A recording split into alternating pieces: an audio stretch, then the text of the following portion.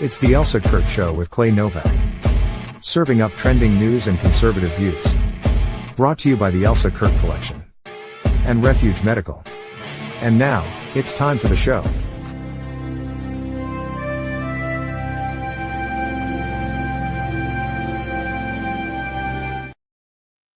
Well, hey, my friend, how are you? I'm good. It's been a week, but I'm good. How are you? Yes, I am good. I know you've had a busy week. I've actually had a busy week. I don't know why I say that like it's such a surprise, but yeah, it went by fast. I feel like this whole year has gone by extremely fast. Yes. I literally was summer 1 minute ago, and now we're almost at Thanksgiving, and I just can't wrap my brain around it. I don't know if it's like a age thing, like the older you get, the faster time seems to move or what, but I can't. Don't say Crazy.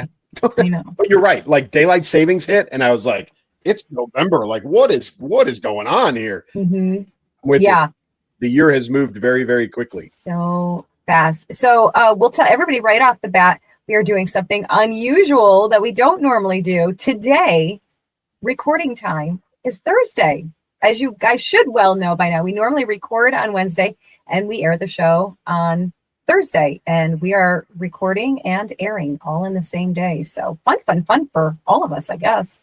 Folks, it's 5:00 Eastern time. So we've got about 4-hour difference between recording and airing. So it'll be about as current as it can get, but this is of Elsa and I having busy lives. This was about the time that we could iron things out and both be on the same page. So it'll be a little more current than normal, but we always want to get the show out for you guys, and we got some great topics this week. Lots going on, lots to talk about, and we will get started right after this.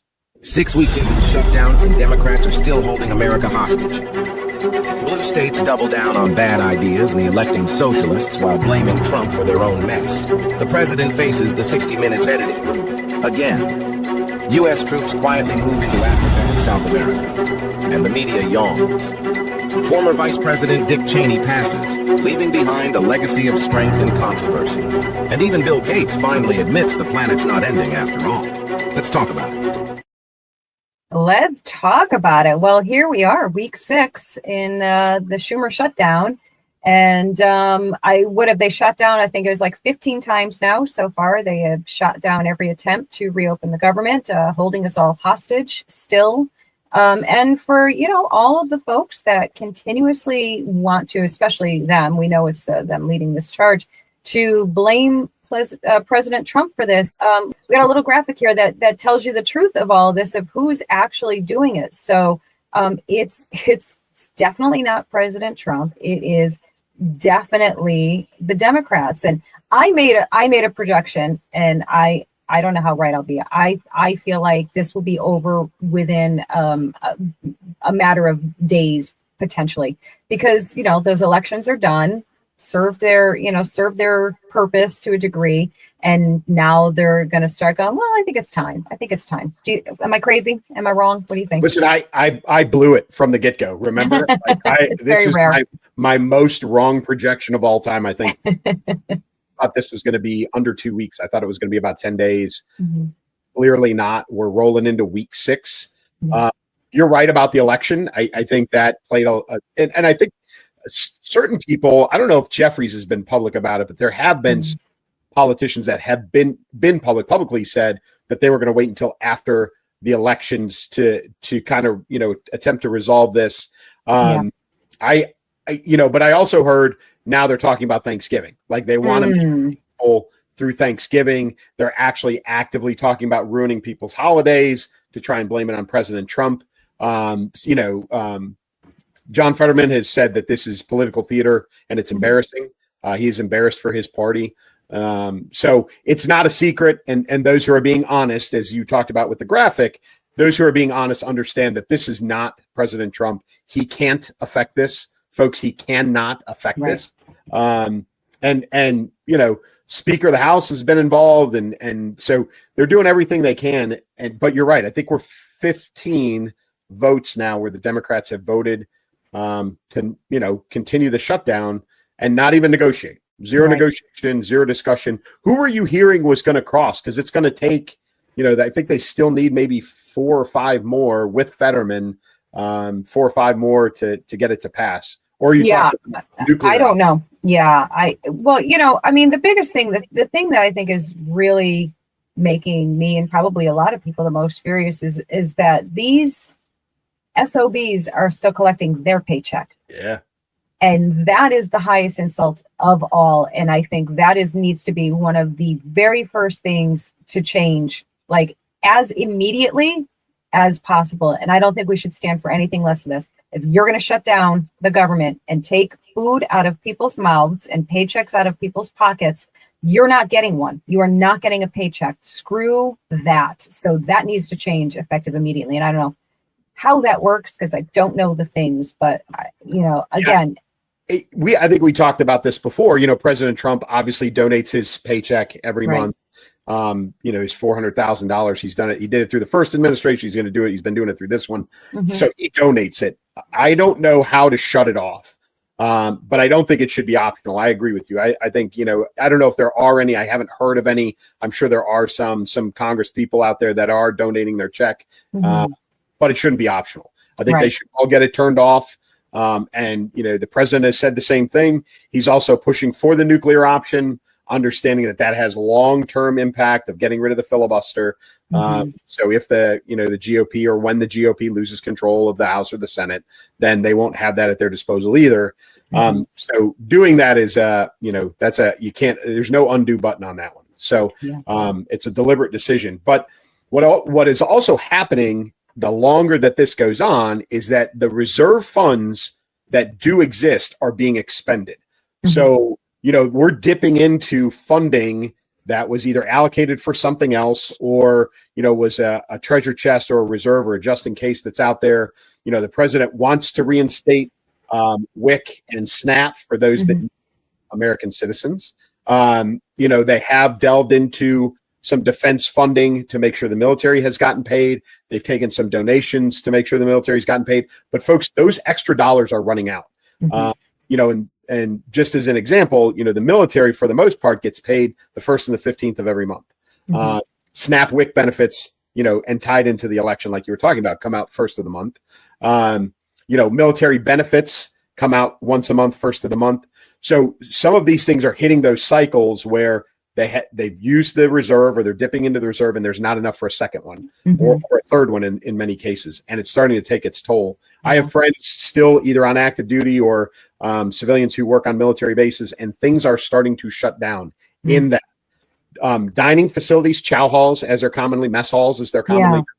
Some of those are starting to shut down because they don't have the funding to buy the food to prepare for the soldiers, sailors, airmen, Marines. Okay. So now those kids who aren't getting a paycheck or are getting a partial paycheck now have to go out and get food that they are not being even funded to buy. Because when you do eat in a chow hall, you get a card that says, hey, I can eat here for nothing. It's taken out of my check.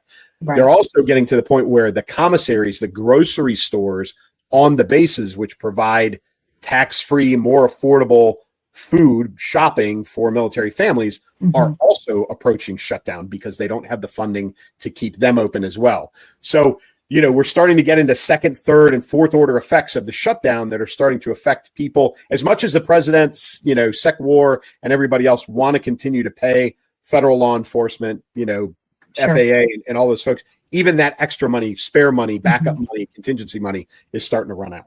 Right.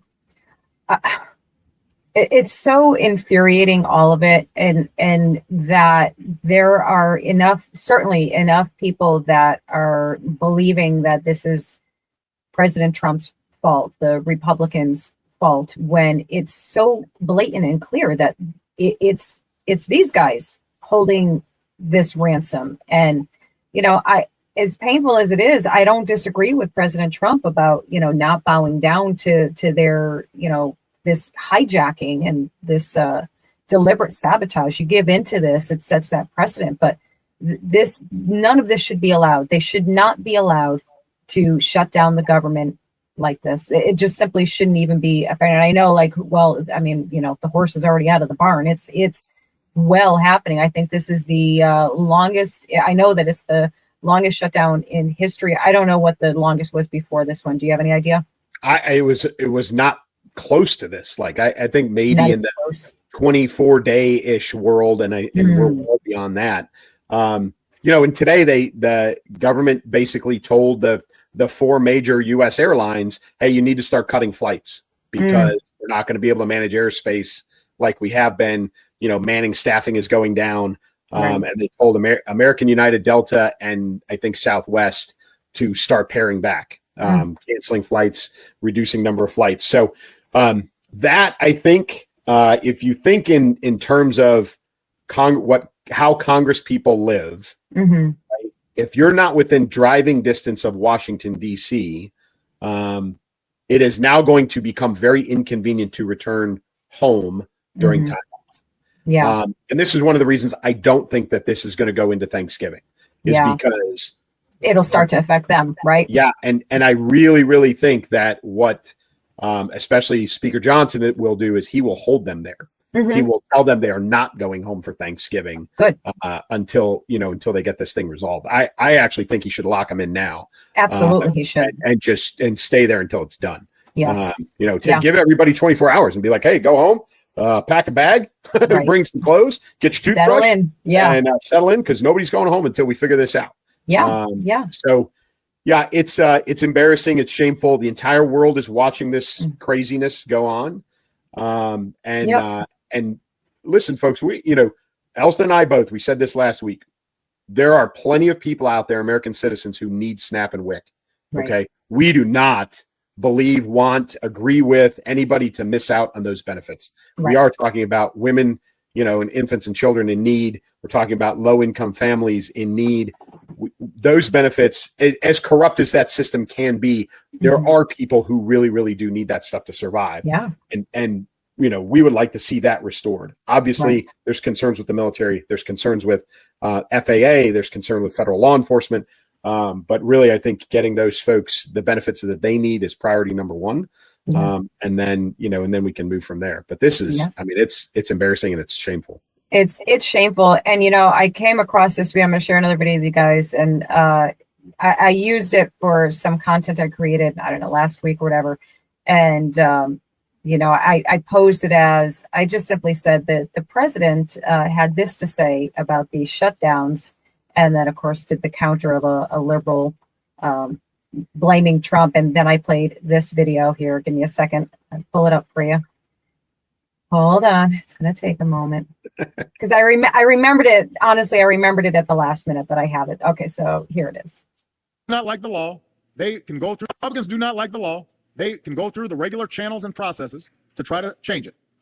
That's why we have elections. So they can go through the normal processes and procedures of a democracy, but you do not threaten the full faith and credit of the United States of America. Shutting down the government just because you don't like a law that was passed. I have to say, no Congress before this one has ever in history been irresponsible enough to threaten an economic shutdown, to suggest America not pay its bills, just to try to blackmail a president into giving them some concessions. I will not negotiate on anything when it comes to the full faith and credit of the United States of America. We're not going to submit to this kind of total irresponsibility. Congress needs to pay our bills on time. Congress needs to pass a budget on time. Congress needs to put an end to governing from crisis to crisis. Republicans do not like. So, I mean, there you have it. If you don't want to listen to President Trump say it, listen to your buddy there, Obama, who said it first.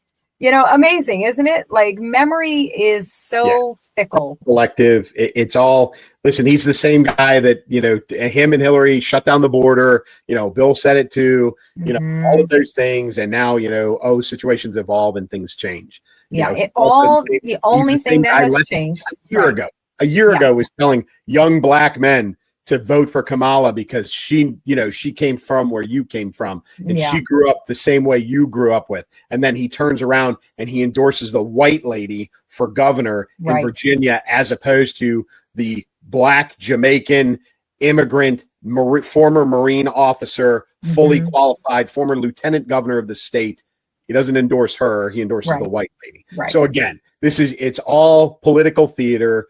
Obama shows his face to be garbage more and more every single day. You know, and you're right.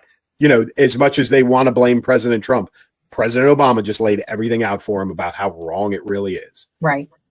And, you know, and it goes to prove that every single time, it doesn't matter what's being said. It matters who's saying it. Right. Correct. It's always about who's saying it, because they are literally saying essentially the same exact thing. And it was received from Obama with applause and cheers and, oh, you're so amazing, you're so brilliant. And from President Trump, it's received with, you know, outright hostility and scorn and mockery and all of the things. So, you know, these people, this crowd just invalidates themselves over and over and over again. And, you know, everybody's just sick and tired of it, except for the blue states.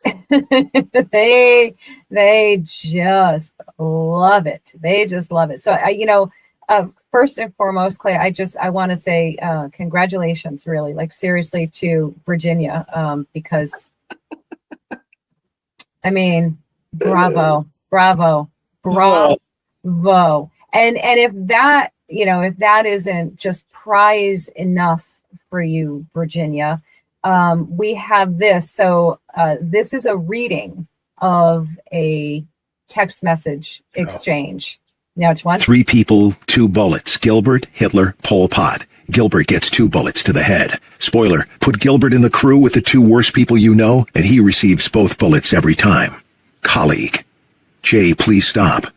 Jones. LOL, okay. I mean, do I think Todd and Jennifer are evil and that they're breeding little fascists? Yes. Colleague. You were talking about hoping Jennifer Gilbert's children would die. Jones. Yes, I've told you this before. Only when people feel pain personally do they move on policy. Yeah. That Good guy, on you. That guy got elected as the senior law enforcement official for the state of Virginia. Make it make sense, Clay. Make it make sense. I don't want it to make sense. What I want it to make is criminal charges. Yeah. Because what that is a threat. Yes. To another human being and their family. Yes. I at a minimum in most states that is assault. Right. And I know it's a private conversation, and it really doesn't matter because it's not private anymore. Right. What I would really love is that Pam Bondi presents federal charges against him. Yes. And charges him as a felon, and he is disbarred because that's what he deserves. Yeah. That has to happen. That's not even retribution, folks. That's not political, lawfare, whatever you want to call it. That is a human being that should never be anywhere near practicing law, let alone law enforcement. Yeah. Like that. That's not kidding. And folks, I have about as dark a sense of humor as a, multi-combat tour kind of guy. Like veterans get pretty dark. That is sick. That is a mental illness. That is somebody who has a significant problem, and there is no way on earth he should be the Attorney General for the state of Virginia. No way. Correct. 100%. And I'm with you, Clay. I am such a fan of gallows humor. That is not what that was. No. That was a sick, twisted, evil mindset and thing to say. Who says something like that? And the LOL, really, that's the part, it's funny to you, and it's funny to you. Yeah. You sick I want to know who the garbage. colleague is. Do you know? I don't know. If anybody knows, put it in the comment section. I don't know. That person gave him a touch of a reality check. Like, hey, you should stop saying this. Yeah. And then it's like, hey, you're talking about somebody's kids. And he just kept going. To not pick up on the cue, to not even pick up on the dude, what are you saying here? I'm not on board with what you're saying. And to keep going with it, to double down on it and expand on it is wow. And to say, I've told you this before. Right. So, which is obviously why this guy or woman is, I'm sure, I would suspect it's a guy. It's a male colleague. Yeah. I don't know why. I'm just assuming it's a male colleague, but I feel like that would be I don't know. But so he must have been all right, we're gonna readdress this conversation. Maybe it was an in-person conversation they had, and he said these things, and he's like, all right, let me get this in print that you're actually saying things like that. And the saddest part about that is that colleague probably went, okay, well, this guy is a monster. This will show everyone what a monster he is, and this will get him at the very least out of the running. Nope. No. Nope. And like, he didn't even lose the endorsement of the woman who just got elected to be the governor of Virginia. She had the opportunity 20 times in public, in debates, in interviews. People asked her specifically, are you pulling your endorsement? She changed the subject and let it go. And she's okay with it. Yeah. Like, not just okay with it, but like, she endorsed this guy and wouldn't pull her endorsement. So how sick is she? Yeah. Well, this is, you know, I mean, how many more clear indicators can we possibly get as a nation of what the left chooses? The left chooses violence every single damn time. This is who they are.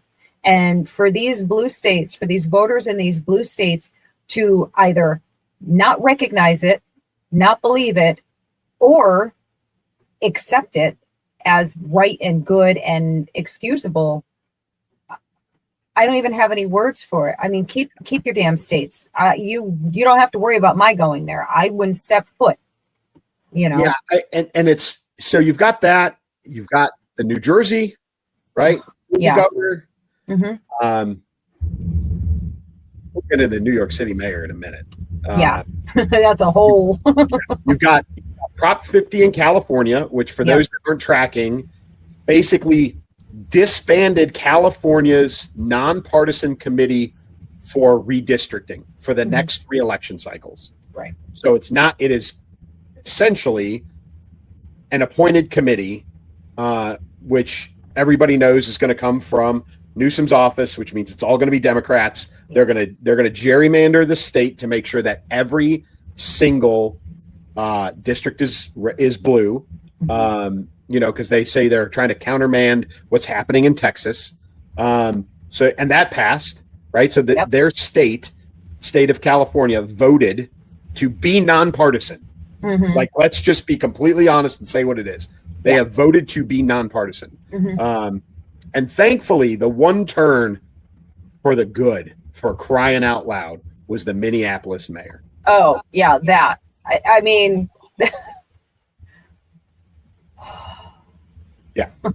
So for the one bright mechanics, spot. Yeah, for the mechanics of the election. Yeah.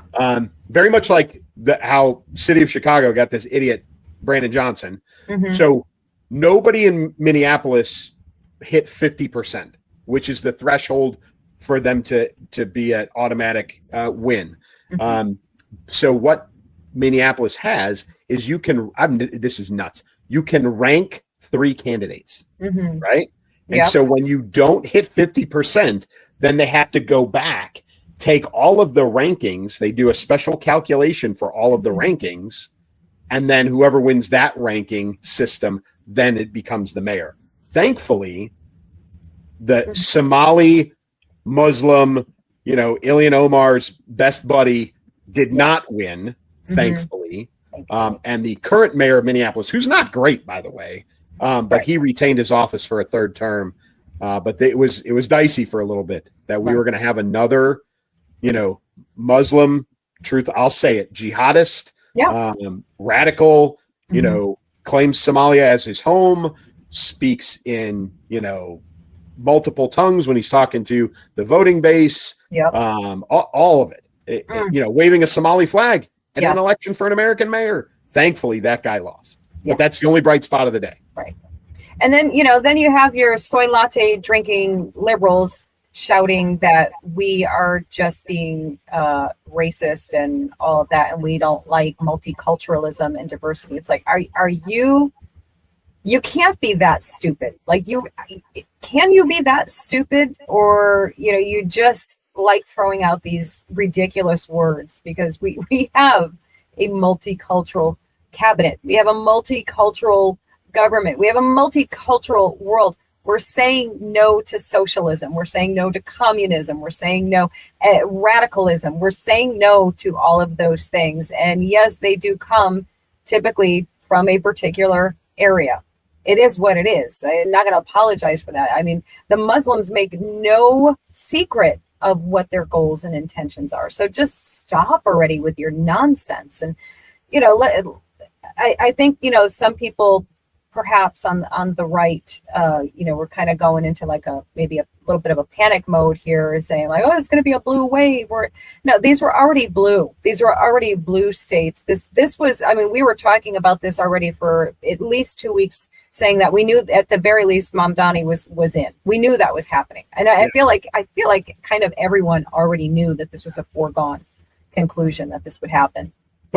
But with that one, you and I talked about it. So it was close enough to 50%. Yes. Because Sliwa didn't drop out. And not saying that every single person who voted for Sliwa would have voted for Cuomo, but it was probably pretty close. Yeah. That race could have turned. Had Sliwa not been self-centered, arrogant, the 7.5%, just under 8% that he took away from Cuomo really made a decisive change in the outcome of that election. So kind of makes him the Ross Perot of. It's exactly it. You're 100% right. But what you touched on with the elections, and I've got a couple of stats here. So young white women, and I say young in the 18 to 29-year-old range, educated, right? That demographic, 81% of them voted for Mamdani. 80% of them voted for Cheryl in New Jersey. 78% of them voted for Spanberger in Virginia. They are the ones voting. Brainwashed. Yes. Yeah. Yes. Educated Absolutely white women are the like. Listen, folks, if you're one of those people and you're listening to us, you are a super minority, and we love you. Thank you for being on the side of common sense. But that demographic is the one that is making and they're being targeted now by the Dems and by the socialists specifically. Oh, 100%. Absolutely. But this is where every stinking time the right drops the Republicans, the GOP, that's where they drop the ball. Like, they're paying attention. Why are we not paying attention?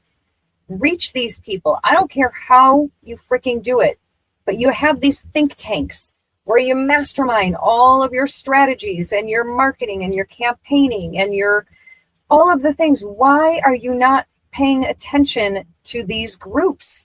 These are major voting groups. You need to get to them. Like, do it. I don't know how. I can't tell you how, because that's not my lane.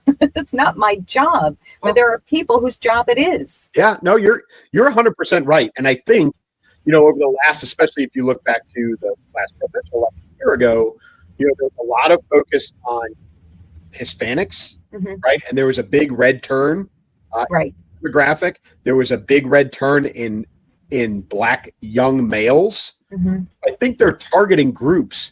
That group they have not cracked the code on.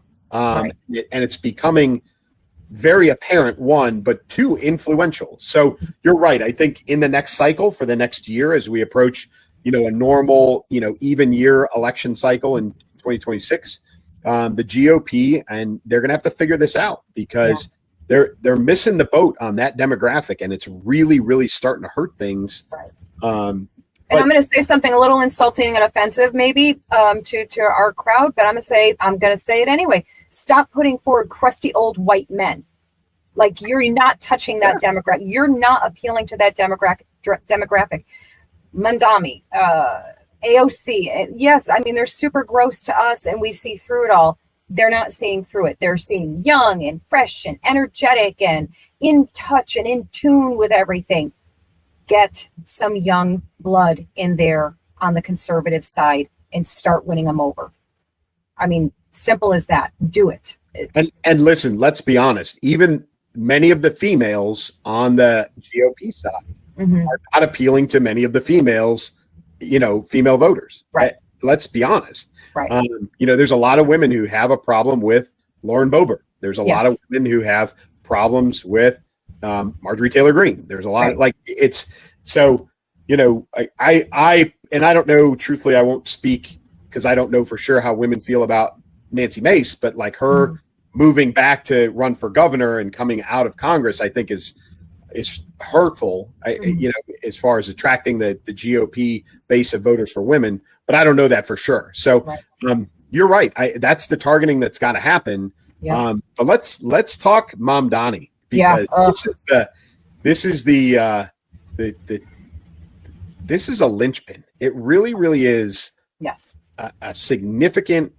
Everybody says, "Oh, it's just a city." No, it's not a city. It's the city. It's the city. Literally the city. Right. Yeah. Mm-hmm. 800,000 is the estimate right now. 800,000, an exodus of 800,000 voters out of New York City. Even if it's half of that, okay? Right. Yeah. Even if it's half of that, it's still almost 500,000 people leaving because of him. Businesses are going to leave and are planning to leave because of him. I saw today the chief of the NYFD, who's Jewish, resigned. Wow. Right? I thought 170 police officers took early retirement today.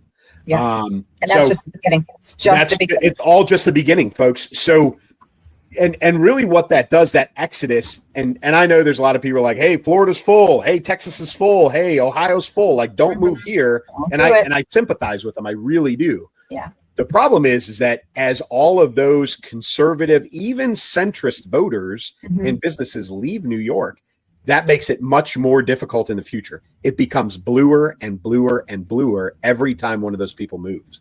Right.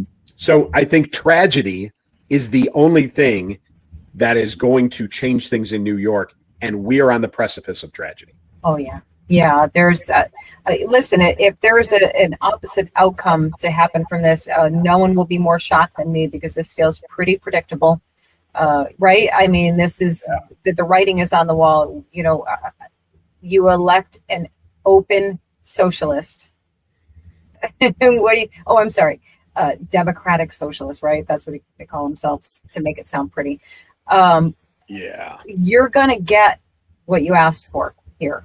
And that female demographic that you were talking about, the irony has not escaped any of us, right, guys? The irony of it all has not escaped any of us. These are the same people, the gay and lesbians for Palestine and all of that. These are people that have no comprehension that the people that they are rooting for and cheering for and applauding and voting for,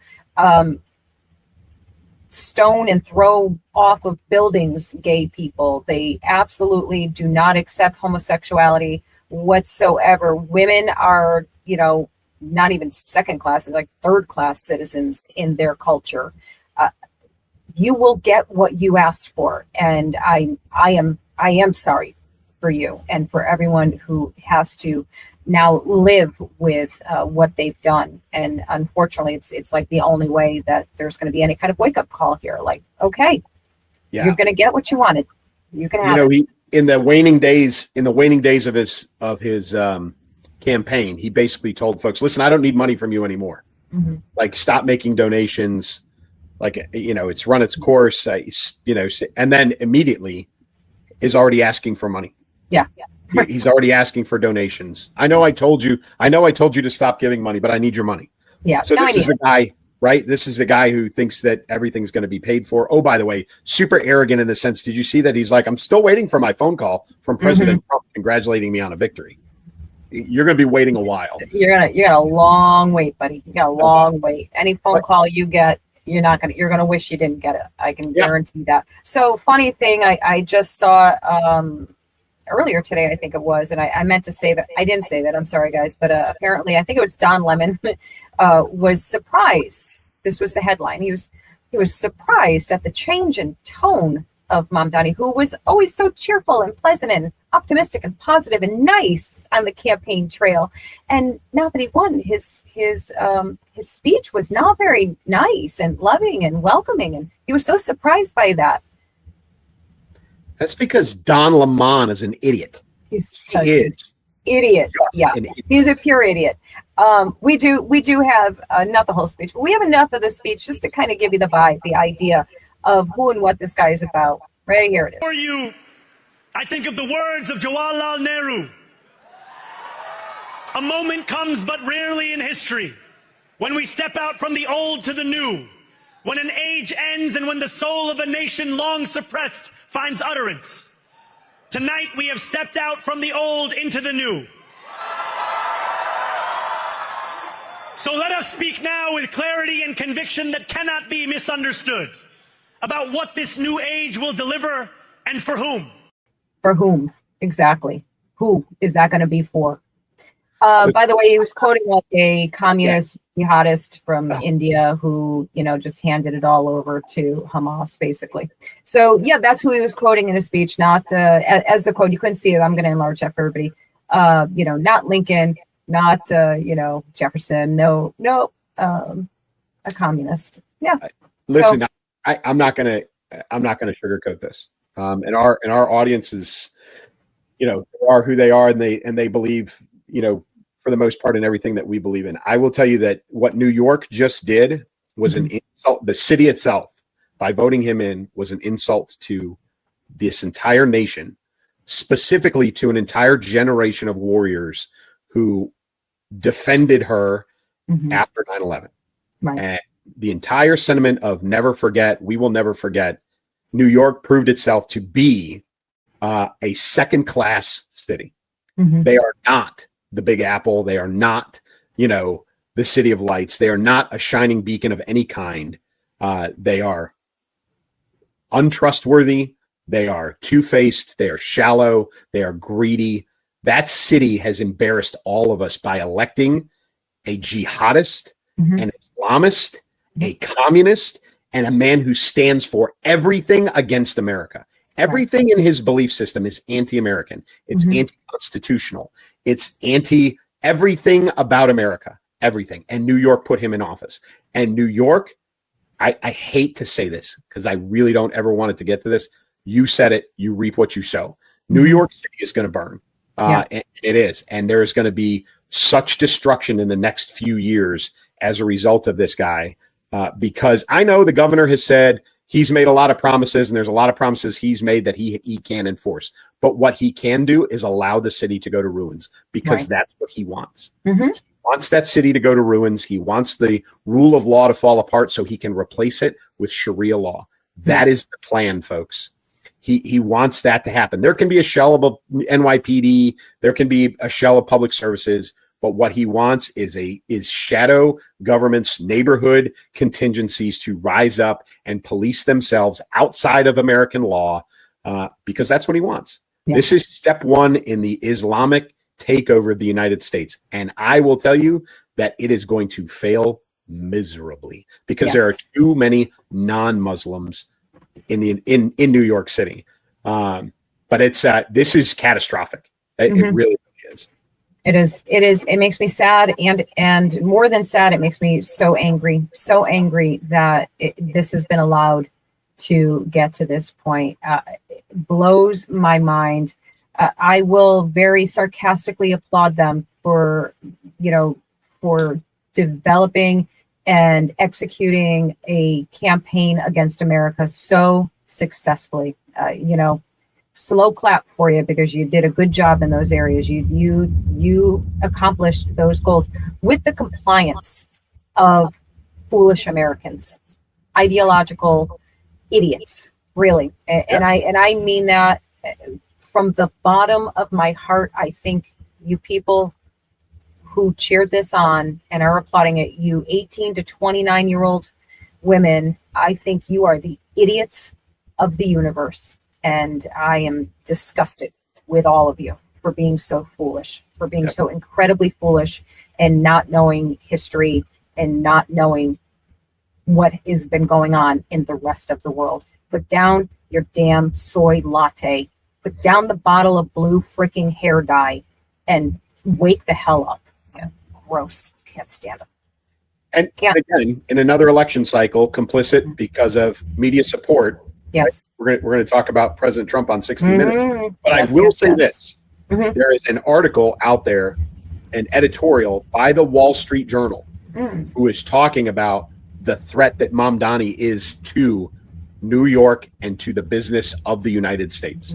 So we have a media outlet that traditionally has not been necessarily all that objective, being very, very honest about what just happened in New York. So and there's actually I saw I'm not a fan, obviously. This should go without saying, but Deborah Messing, she's an actress, very outspoken liberal actress. Another one that can't stand Trump. Surprise, surprise.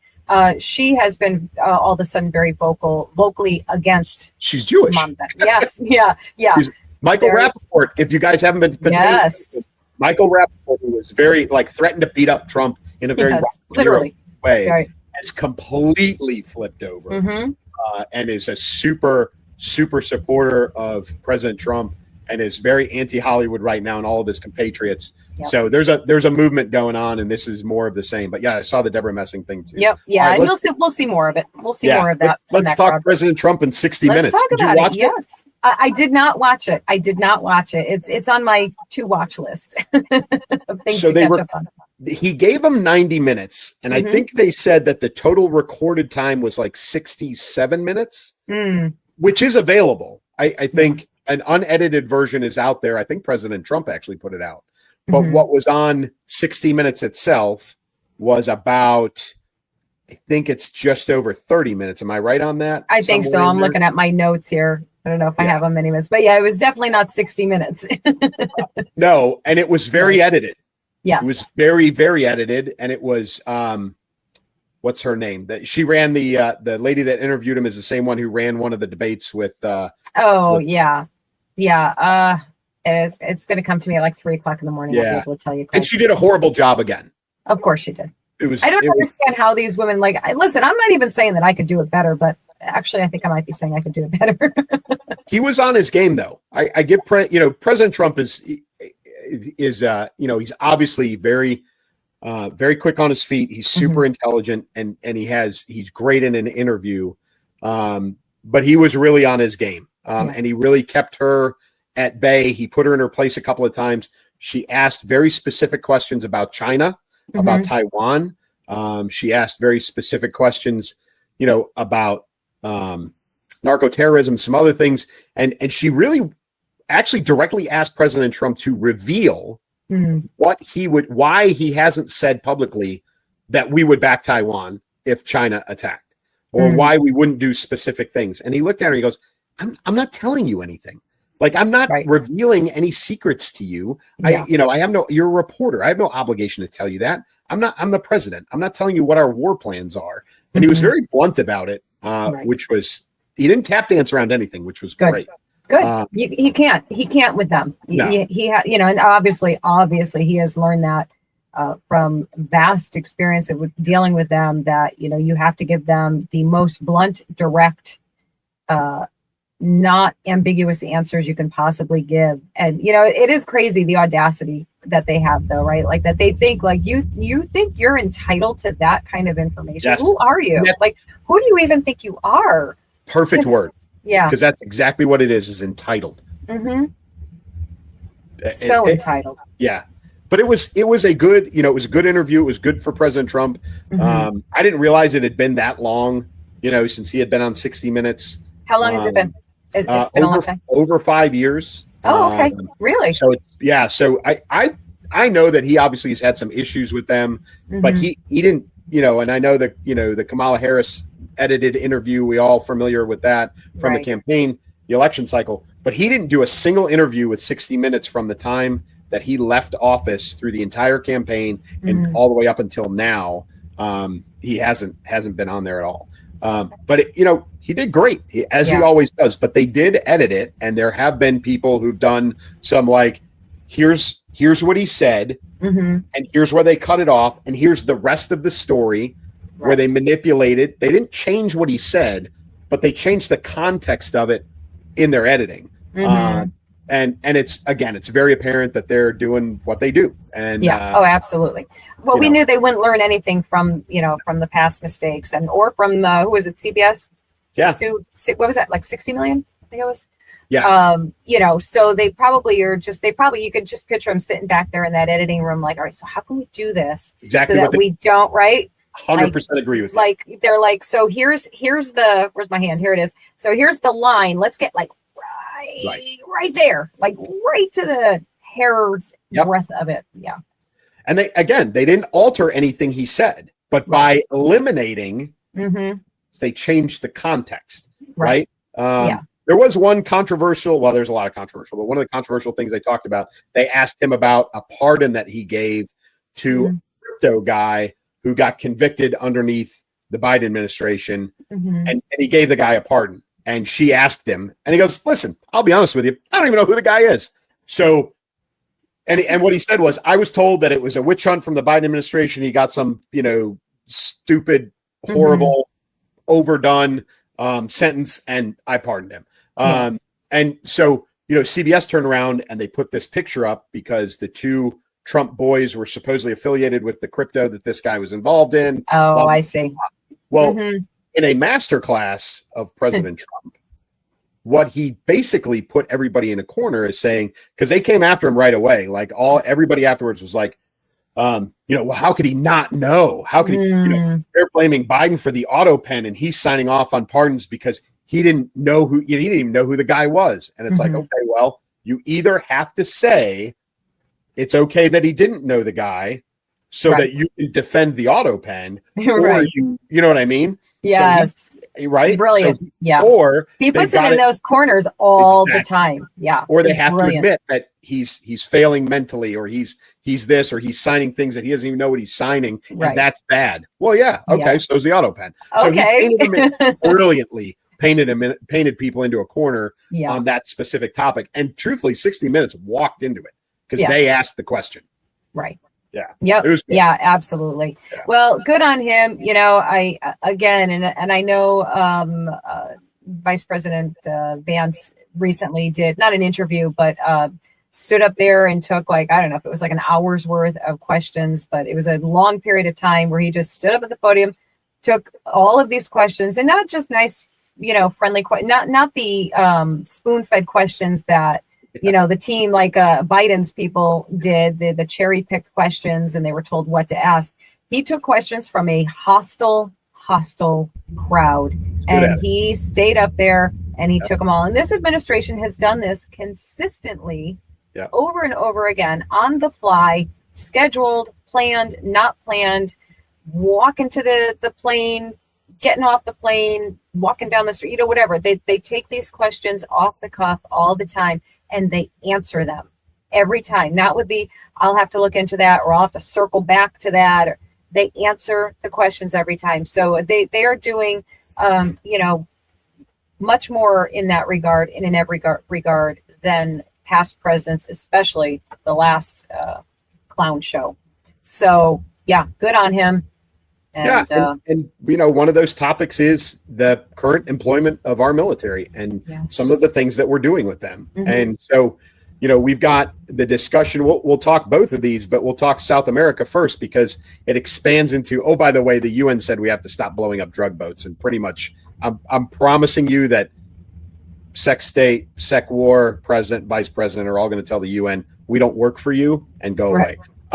So, But there's discussion about the expansion of those operations into potential ground operations in Mexico and potentially into Venezuela, with CIA special operations, et cetera, beyond just what's going on with the boats. Now, are we okay with this? I would tell you that we can blow up boats all day long, and it does put a significant dent along with securing the border. But that amps up the violence in other places. So there was just a mayor in Mexico that was murdered by the cartel, and these are the things that are going to continue to happen. So there's discussion about how far we want to expand in this. I would tell you that everybody who thinks that we don't know who and what are on those boats are fooling themselves, because we know exactly who and what's on those boats. Right. But the expansion into ground operations inside of Mexico and other places in South America. Now you're potentially putting, soldiers and intelligence officers at risk, and so that amps things up a little bit. That all has to be done with support and endorsement from those nations where we're operating. I don't think we would ever walk into Mexico heavy-handed and say, hey, we're going to fix this, et cetera. Now, Africa is interesting because Africa, as we talked about, is about stopping the genocide of Christians in Nigeria. And President Trump himself said, we're not going to allow this to happen. This is going to stop. And you know who he got endorsement from? Did you see this? Nicki Minaj. I did. I saw that. That was amazing. Yeah, that was unexpected. I actually scrolled past And then I went back and I'm like, wait, what am I reading here? Yeah, Yes. crazy. Right. So, and there are people who do not endorse this because they say we've never gone to war on behalf of protecting another religion, which I'm pretty sure the end of World War II was really all about protect, Yeah, kind of, sort of, maybe, Anyway. definitely. Yeah. But this is not about Christians. This is about genocide. Right. Okay.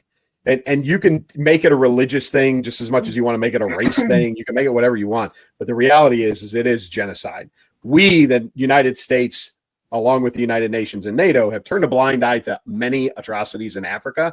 Right. And really over the last 20 years, we've done it mostly because China owns most of Africa, whether people know it or not.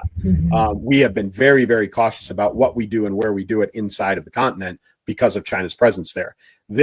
President Trump has made no bones about it. He doesn't care if this is a genocide going on. He has no problem putting folks on the ground to stop this from happening.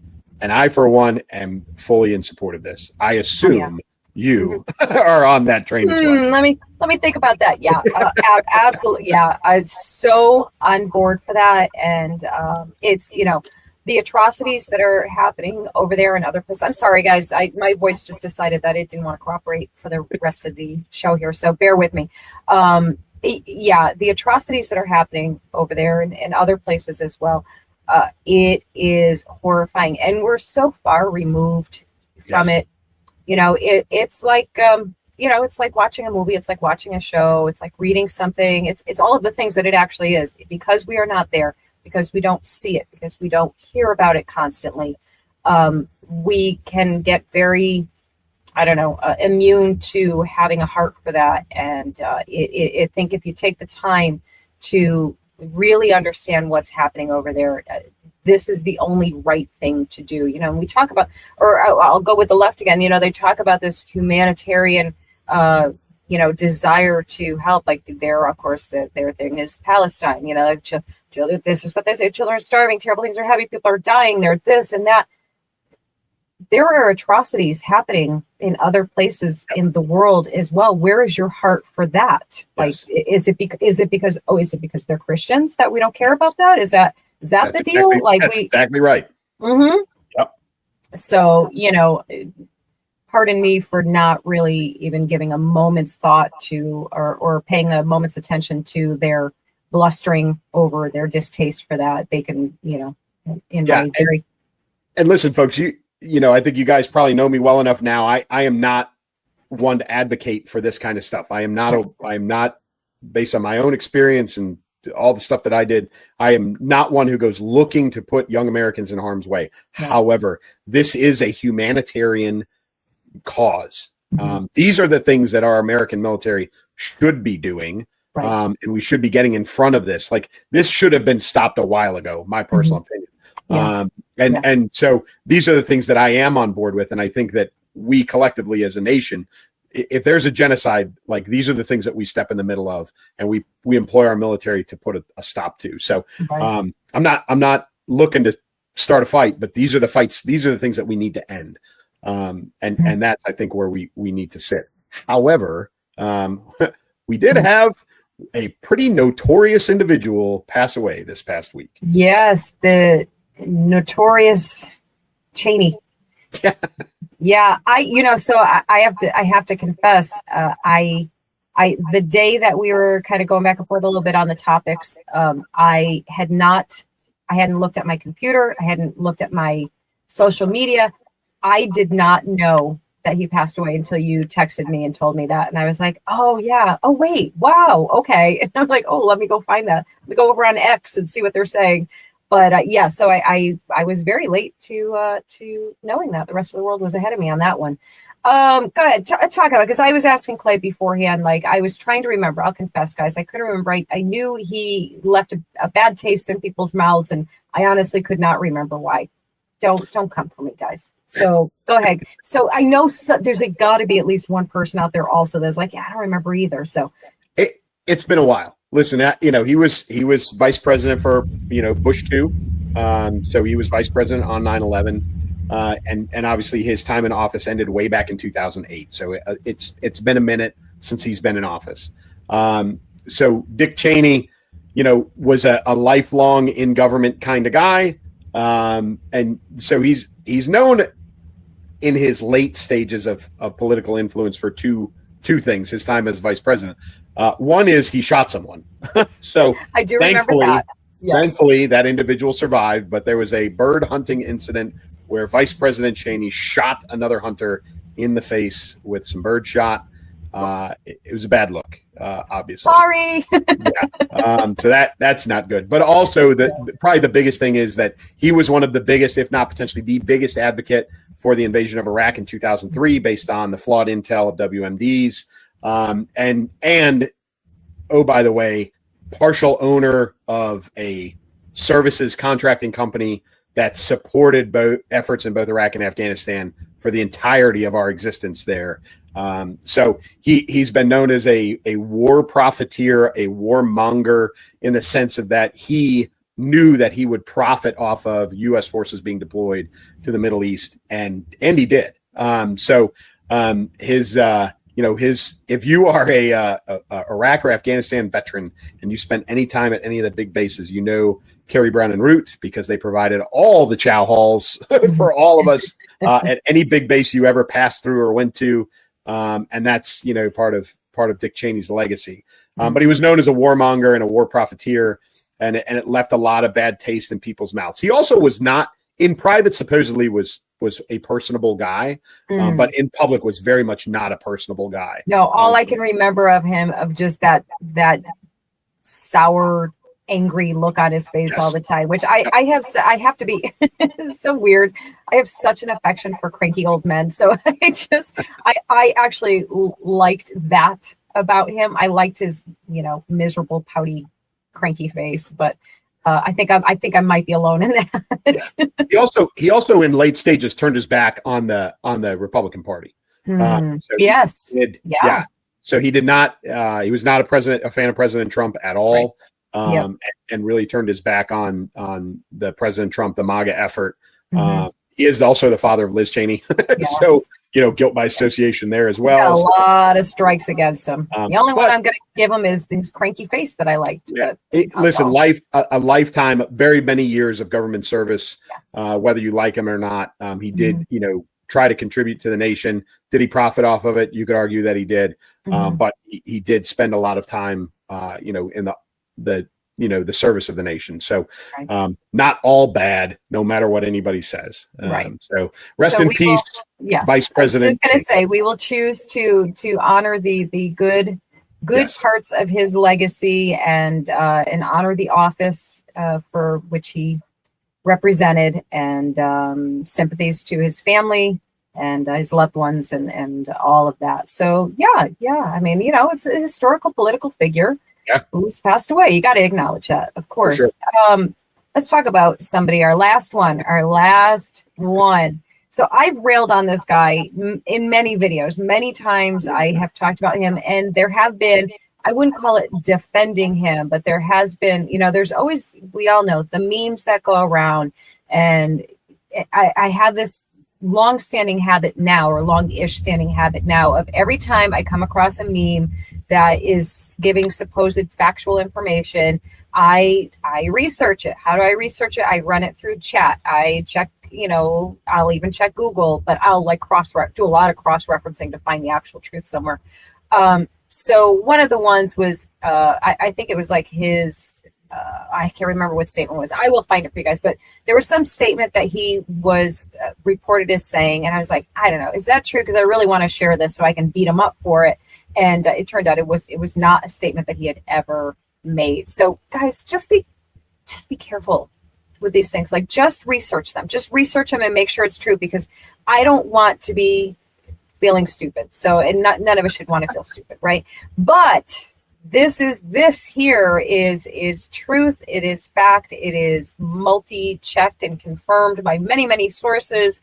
He has kind of stepped back from his long-standing claim that, we're all going to die from climate change. We're all going to die. But, everybody, I love how they all move the goalposts. You've got, what's his name? Al Gore, you've got, of course, Greta. There's been plenty of other ones too, but the main ones that tell you like in 10 years we're all going to be dead, in 12 years we're going to be all dead. Well, no, I mean like 12 years from starting now. Yeah. But this is interesting because this is a guy who has profited. I think you have the numbers, right?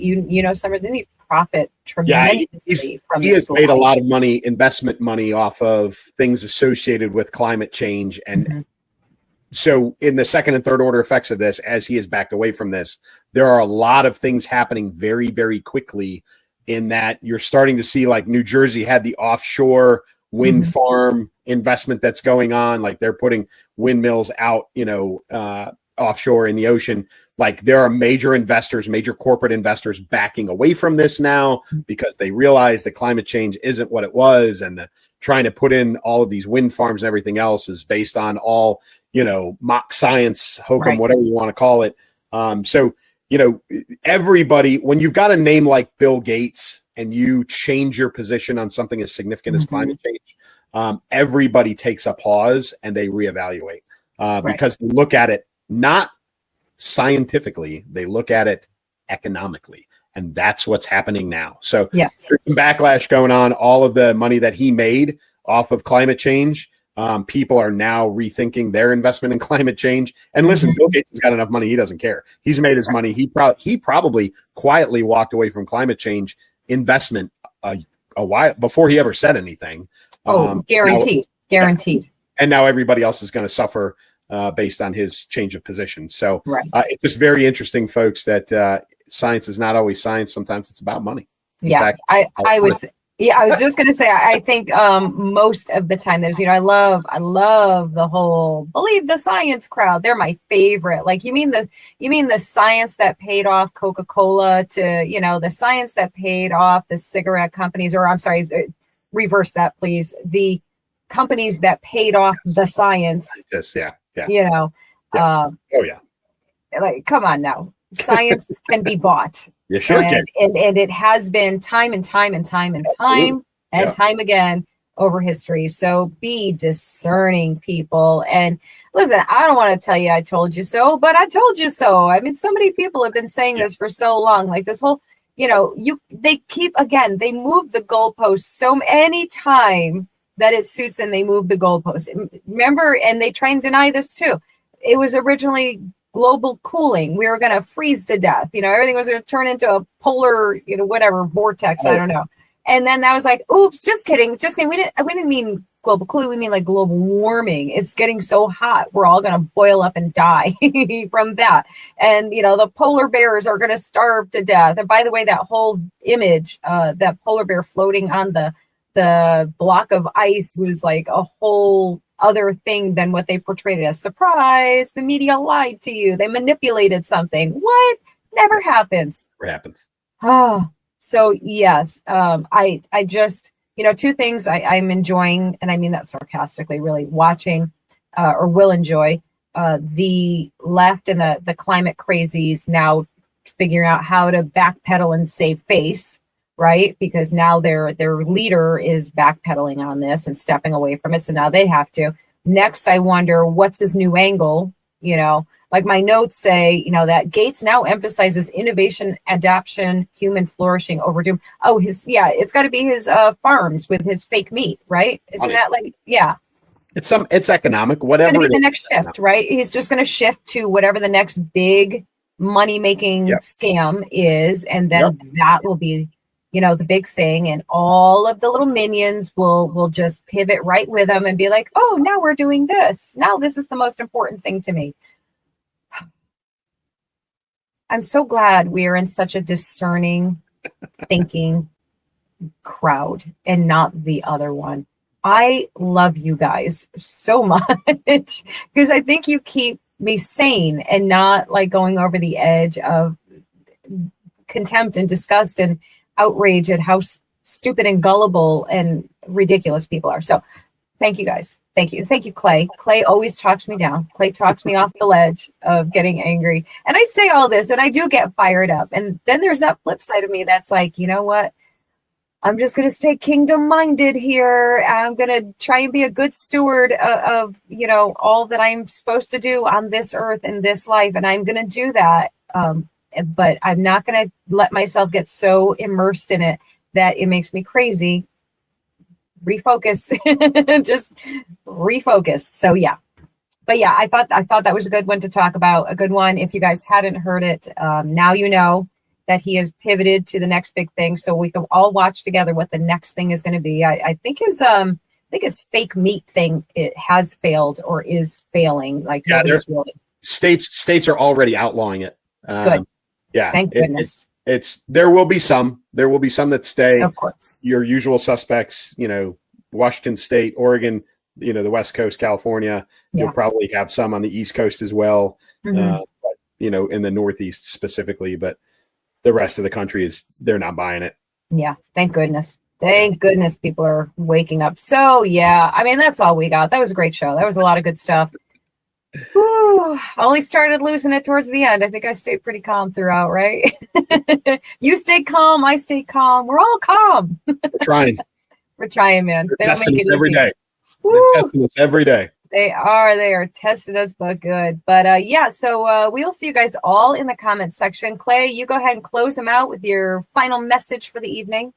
Hey, folks, book 3, Terry Davis series, my third novel, drops next Tuesday on Veterans Day. So look for that on Amazon, Barnes & Noble. So that's big news for me. But the Rebellis is the name of the third book, and it drops on Tuesday. You can find it under my name or under the name of the book, Rebellis, on Amazon or Barnes & Noble. And thanks, everybody, for having us. And we appreciate you all being here with us. And we'll see you in the comments section. And from me, as always, keep moving, keep shooting. Take care, guys. Combat veteran Terry Davis thought he left the fight behind. In Tampa, he uncovered a deadly conspiracy. Now, he's back home in Chicago, and war has followed him to his doorstep. Gangs armed like soldiers, a shadowy enemy rising from the past, and one man who refuses to stand down. From the quiet suburbs to the shores of Lake Michigan, Terry Davis will risk everything to protect the people he loves, because that is his cross to bear. Clay Novak's explosive new novel, Cross to Bear, Book 2 in the Terry Davis series. She's the voice behind the viral comedy, bold commentary, and truth-packed interviews that cut through the chaos. Author, brand creator, proud conservative Christian, this is Elsa Kurt. Welcome to the show that always brings bold faith, real truth, and no apologies.